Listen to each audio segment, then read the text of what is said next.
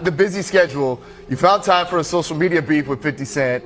What was it like in the family chat? Were your brothers like egging you on or telling you quit it? Well, what happened? I just said his name. They asked me about the documentary. I was like, I didn't see it. And then they asked me about it, and I just gave my opinion. I was just like, I don't think brothers need to be quarreling in public like that. And then what I get into? A public quarrel with a brother. And I just think it was bad for the culture. And so I kind of backed out, and plus my brothers, so I don't even say that name anymore. Okay. If you ask me, hey, you got change of $1? I need a half $1, so you need a half $1. Got You talking about 5 dimes? 2 quarters. I'll say 2 quarters. Okay. How old are you? I'm 43 plus a dime. I will no longer say. Oh my gosh, yeah. It rhymes with gifty. Right? So my brothers, they were funny. Dame was like, why you pick the biggest brother? He's on gamma rays. Stick to beefing with Soulja Boy, Kevin Hart, people that we can beat. You fight him. Leave guys that got shot 9 times alone. He survived 9. And so, but it was, I backed out. I think because I was trying to focus on, positivity, fun, and I got a movie coming out, Scary Movie 6.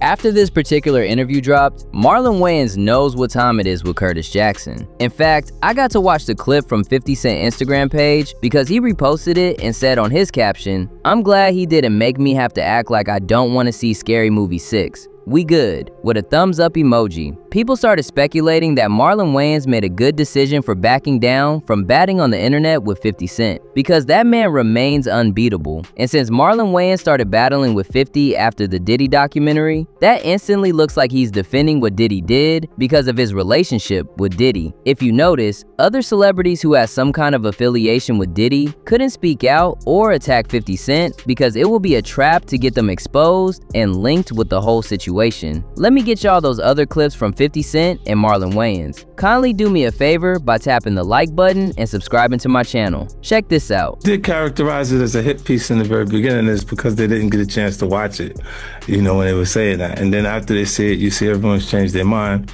and it becomes the #1 dog. But also someone calling it a hit piece was a statement from Diddy's team. So, I mean, what's your response to Diddy's team? Of course, they're going to probably have an opinion. And then what's your opinion on people that just say that you're petty? Are you petty? I accept that. I'll take that. I'll wear that. I'm fine. I have antics that I've become comfortable with on social media because of the usage of social media. That's just that. You know what I mean? But when they look at, they'll say me deciding to go on ABC is petty. The morning show is the biggest show. Yeah. These people, they came from. It's a great opportunity to be on that actual platform, but they looked at it further and said it's airing in prison, so this would be why I would like to do that. And it didn't come across as a reason not to. Of course, I was aware that it would be airing. What do you think about a possibility of him having some sort of comeback when he gets out of prison? Do you think that's a possibility? I'm not sure. A comeback like in music? Yeah, or are people gonna just be over this? Well, I don't think he'll have a comeback with people aware that he's behind it. I do think that his passion for music may allow him to go back to make music because he knows that's what he knows, right? And you can do it, and again, without meeting the record company. Like the artists are meeting the audience before they meet the record company now. So you could do those things and develop things of value. And when the company is interested, you end up making the deal, but they don't know that they did the deal with, the public doesn't know that they did the deal with him. You see what I'm saying? So he would be able to do that, but I don't see him publicly people supporting him. No. You working with Pac? I've known Puff for 30 years. You saw Big before he passed? Yeah. Bro, so you're close. And Jack, what were you saying about that? I went to college with Puff. Hang on. What were you saying? I knew Diddy when he was Puffy. Okay. In the documentary, there was insinuations of, that Diddy possibly had something to do with both Tupac and Biggie. And, Who's telling the story, right? You can skew People very close to the situation. but you can create any narrative as a producer and as a director and as a storyteller. I can create a narrative. I could be like, you know what? You have? I could create a narrative. Well, I could be we like, see it all the time in reality shows. Like, Nah, on yeah, reality that's shows, right. that's how you're they create creating you write a a narrative. character. It doesn't mean it's true. It doesn't mean it's true. I can get interviews, I can do this, I can get footage, and I could make you think this about that person. Nah, for sure, yeah. And that doesn't necessarily mean it's true. So for me, I think, look, 50 and Puff have a long-term beef. It's personal. It's Well, between. people are saying 50's wrong for doing it, but 50's right for doing it. It's divided. It's between him and Puff. And before it's between him and Puff, it's between both of them and God. Just the way Puff is down on his luck and 50's kicking a man when he's down. God is gonna. If 50 ever luck turned up on 50, that you got to be careful what you put out. There's a karma to every action that you do. You think we'll see that day? Huh? You think we'll see that day?